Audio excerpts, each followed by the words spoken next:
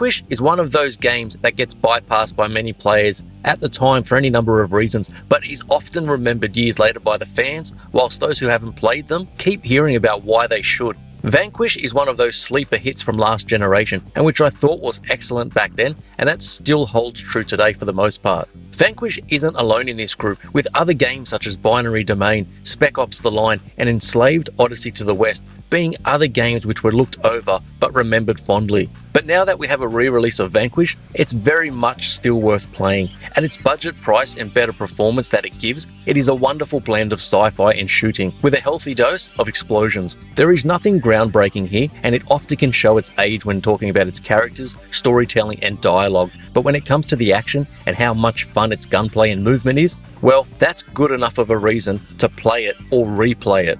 So let's revisit Platinum Games' often forgotten shooter and see why it's just a whole heap of fun even 10 years later. So strap yourself in, this is Vanquish. Stay alert for the enemy and watch your step!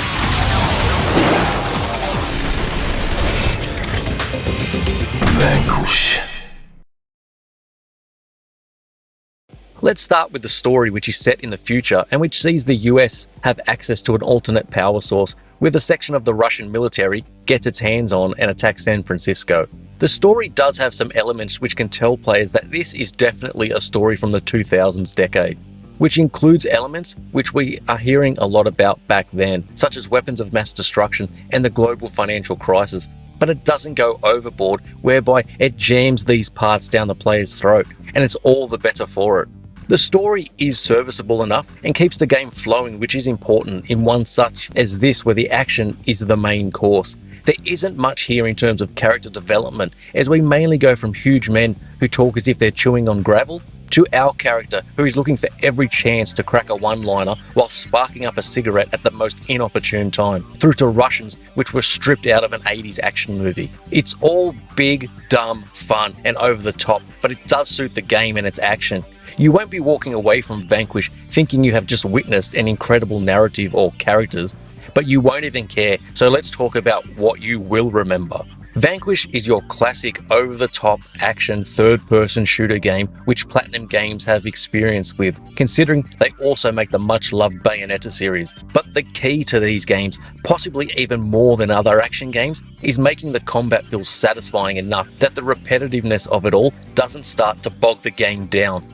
Being set in the future, your character called Sam is the user of a special battlesuit which is equipped with several technologies which sets Vanquish apart from other third-person shooters, but also allows for the over-the-top action.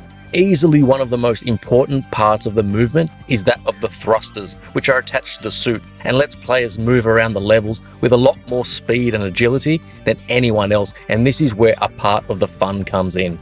These thrusters aren't used to run fast as you would expect.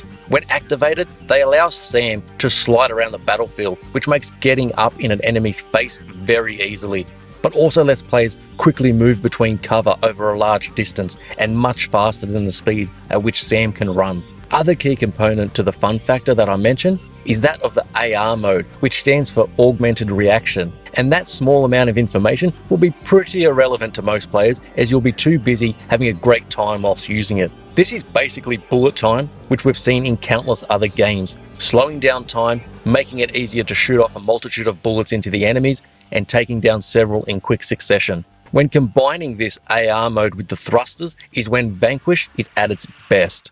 Being behind cover only to vault over it, activating AR mode and watching Sam almost stall in midair as you let fly with bullets never gets old. The mode is activated by holding down the left trigger and evading, which is basically rolling in any direction.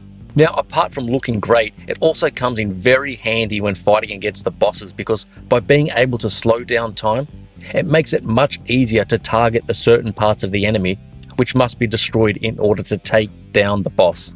But players will also have to manage the mode, including the use of the thrusters, which can only be used for a finite amount of time before overheating occurs. The time between overheating and returning to normal can also feel like an eternity when in the middle of a difficult fight against a boss and other enemies as well. But speaking of the difficulty, I wouldn't say Vanquish will be all that difficult for the majority of gamers, as easy or casual as it's called should offer little trouble for anybody which is used to playing action games.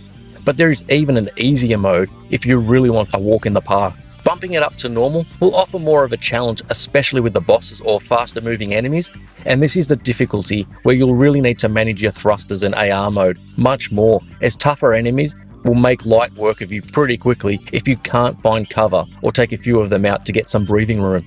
Increasing the difficulty up to hard will test a lot of the players, but those who live and breathe these types of games may be after even more challenge, especially if they plan on running through the 6 to 8 hour campaign multiple times, and the God Hard mode is also there once you've completed the game on hard. I tend to play most games on normal, but I will say that I did enjoy playing some of Vanquish on easy, as it's almost turned the game into this power fantasy, whereby your character is so powerful you just wipe the floor with the enemies, plus you still get to enjoy the fantastic movement. If you have a decent amount of experience with these games, then normal will be the wiser choice for many gamers, or even hard if you want that challenge. When it comes to the weapons of Vanquish, they are pretty standard fare with some extra originality thrown in, but also being 10 years old now, you may feel like you've played with these guns before or similar ones, which you probably have. Your battlesuit comes into play here with how the weapon system handles itself. Weapons will morph into one another as opposed to Sam putting one gun away, then pulling another out. Watching each of the weapons morph into one another when changing guns is nice to watch and adds into the sci-fi setting. Players can hold up to 3 guns at a time, which will include assault rifles, heavy machine guns, a pistol, shotgun, or lesser known weapons such as the lock-on laser or the LFE gun. Each has their own purpose, but I always found it so satisfying when using the rapid-fire guns such as the assault rifle or machine gun, although I did enjoy the sniper rifle as well. Players will also have a chance to use stationary weapons similar to mounted machine guns, which are much more powerful and often manned by enemies until you kill them and take over. Your weapons can also become more powerful and have larger magazine sizes by finding upgrades for them, and of course this helps on the higher difficulty settings. So all of these areas I've spoken about relate to Vanquish as how the game has always been, but what about the quality of this remaster and whether it's actually worth buying, both for those who have played it before and for new players? My playtime was on the Xbox One X, and easily the best part of the remaster is its super stable 60 frames a second frame rate, which is especially welcome in fast action games and shooters. Now, last generation, the majority of games would only reach 30 frames a second, and Vanquish was especially no exception, with the frame rate absolutely tanking at certain times. But even current generation base systems have its fair amount of problems with keeping the game's performance stable. Only having tested it on the Xbox One S in addition to the X, the base systems certainly have their issues and is below what I would expect from a last generation game on current hardware, even if that hardware is showing its age. I can't think of any time that the Xbox One X version ever dropped a frame that I even noticed, and that's the most important when it comes to the visuals, but it is disappointing to see that the game doesn't run at true 4K. Clocking in at 1440p, it's increasing the visual fidelity when compared to the originals on the PS3 or Xbox 360, or even current gen base systems, but I would have thought that mid-gen refreshes of the X and Pro could have hit that magic 4K 60. Vanquish presents a very sci-fi and futuristic setting, which really is great and has sections where the draw distance looks to go on for miles. Of course, detail will drop off, but having such large open spaces able to be viewed adds to the experience and reminded me of the first Halo at times, where the rings set off into the distance, only now there are city landscapes and buildings along the whole expanse. The game does still suffer from some aliasing issues, and the remaster still uses the same assets as the originals, which is a little disappointing, where at times the textures can be quite low quality, even though this example on screen was more the exception and not the rule. As touched on earlier, the dialogue is pretty standard with writing and delivery very reminiscent of games from the last 2 generations. If this were a completely new release, then it falls very short when compared to other modern games, but it can also work in that B-grade style of movies that are guilty pleasures. There are certain times when the humour fails to hit the mark and where the dialogue is both under and over-delivered, but the script and story isn't anything special. So when working within this context, the dialogue is serviceable, but it isn't that important today when taking into account the age of the game and how it gets its gameplay and gunplay so right. Music, for the most part, fares similarly in that it fits with the pace and action on screen without delivering anything which is truly memorable. Its faster, electronic style of music is not something I listen to outside of games, but it keeps the tempo up and gels with the quick, fast style of gameplay where at times bullets are flying everywhere.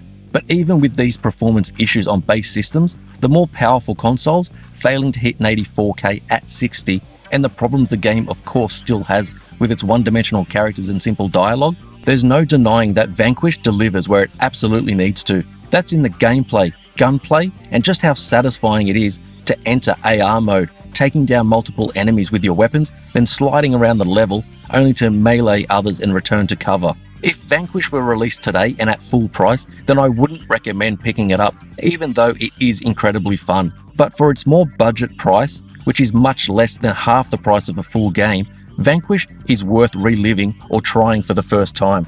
It doesn't reinvent the wheel or offer anything you haven't really experienced before, but it's damn fun, and a game that created an impression on some games back in 2010, and is still worthy of playing and buying today. Now, if only we can get those other games I mentioned remastered, or even better, get sequels made to those sleeper hits.